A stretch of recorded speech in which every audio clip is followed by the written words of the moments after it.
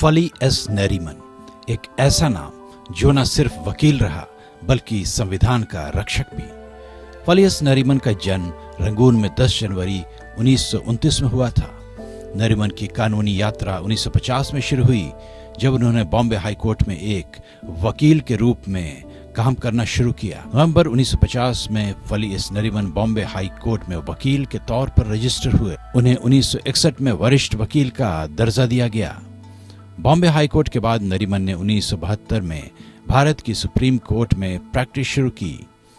Bar association of India के अध्यक्ष के रूप में कार्य किया और नरीमन मई 1972 में भारत के एडिशनल सॉलिसिटर जनरल नियुक्त हुए। फली एस नरीमन को जनवरी 1991 में पद्म विभूषण से सम्मानित किया गया। वहीं 2007 में उन्हें पद्म भूषण दिया गया। वरिष्ठ वकील के साथ वे 1991 से 2010 तक बार एसोसिएशन ऑफ इंडिया के अध्यक्ष भी रहे। नरीमन का कद अंतर्राष्ट्रीय स्तर पर भी काफी ऊंचा था। नरीमन 1979 से 2005 तक इंटरनेशनल चैम्बर ऑफ कॉमर्स की अंतर्राष्ट्रीय मध्यस्थता कोर्ट के उपाध्यक्ष भी रहे। वे 1995 से 1997 तक जेनेवा के कानूनविदों के अंतर्राष्ट्रीय आयोग की एग्जीक्यूटिव कमेटी के अध्यक्ष भी रहे। 38 साल से भी कम उम्र में नरीमन ने हाई कोर्ट के जज बनने का निमंत्रण ठुकरा दिया था। इंदिरा गांधी की सरकार में उन्हें एडिशनल सॉलिसिटर जनरल बनाया गया। 1975 में इंदिरा गांधी ने जब देश में आपातकाल लगाने की घोषणा की, तब फली एस नरीमन ने इंदिरा गांधी के इस फैसले का विरोध करते हुए अपने पद से इस्तीफा दे दिया। नरीमन ने 99 संविधान संशोधन अधिनियम, जिसे आमतौर पर NJAC एक्ट के नाम से जाना जाता है, उसके खिलाफ दलीलें दी थी। इस एक्ट में जजों की नियुक्ति में कार्यपालिका को हस्तक्षेप करने का अधिकार दिया गया था।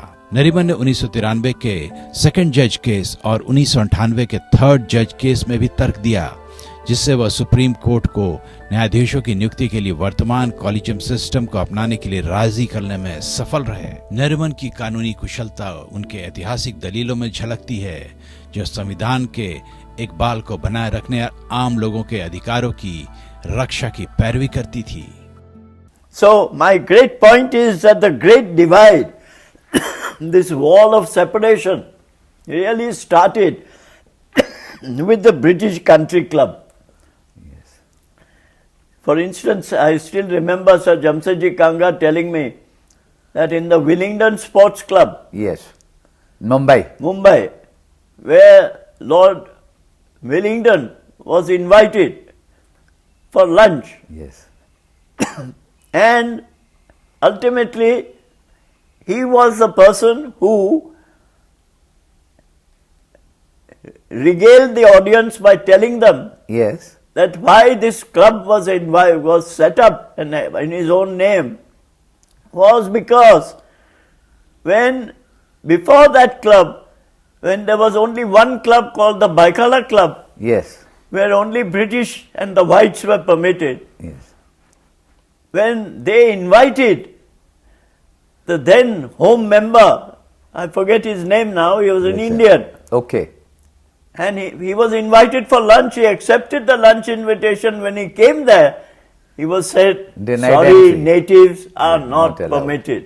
नरीमन ने दिसंबर 1984 में भोपाल गैस रिसाव कांड में यूनियन कार्बाइड कंपनी की तरफ से मुकदमा लड़ा और उनकी घोर आलोचना हुई। बाद में जब उनसे पूछा गया कि क्या उन्हें यूनियन कार्बाइड का केस लड़ने से पछतावा है, तो उन्होंने बेहिचक कहा कि आज की तारीख में वो मुकदमा मिलता तो वह निश्चित रूप से इसे अपने हाथ में नहीं लेते। निष्ठा का अधिकार, अभिव्यक्ति की आज़ादी का अधिकार और समानता का अधिकार जैसे मामलों में उनकी दलीलों ने कानूनी पहलू को फिर से परिभाषित किया। Bureau report, APN।